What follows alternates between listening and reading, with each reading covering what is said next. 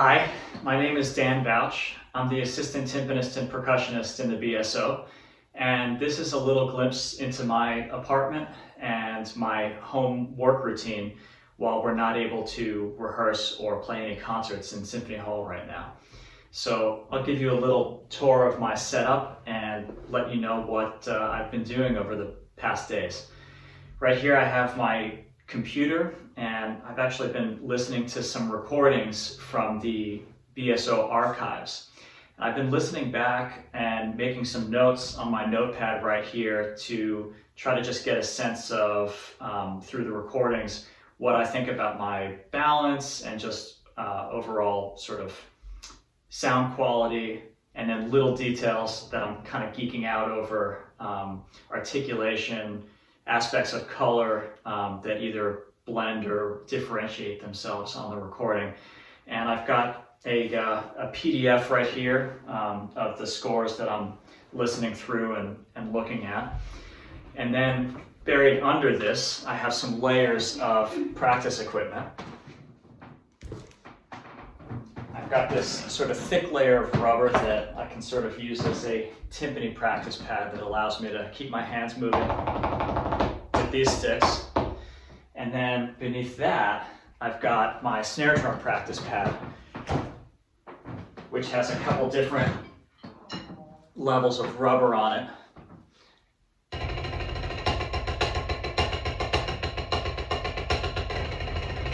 And allows me to move my hands and stay in shape, and also stay on good terms with my neighbors above and below me.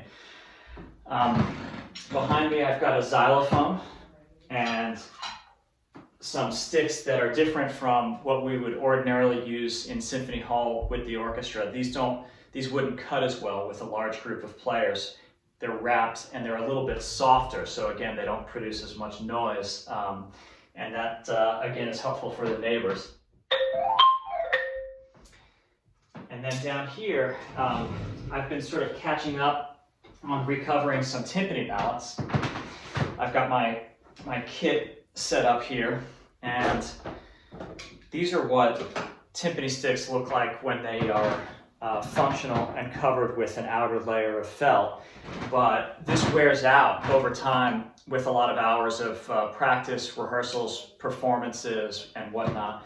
So I've got this kit of German felt, as well as needles and sewing equipment, so that I can unwrap something like this when it gets worn out, and it looks a little bit more like that on the inside.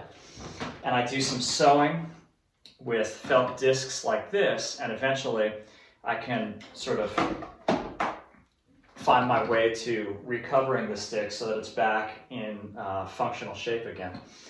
So that's a little bit of what I've been doing, and I'm going to work on some content in the coming days to put together some instructional videos for some of these instruments that I have with me. Hope everyone's doing well and staying safe.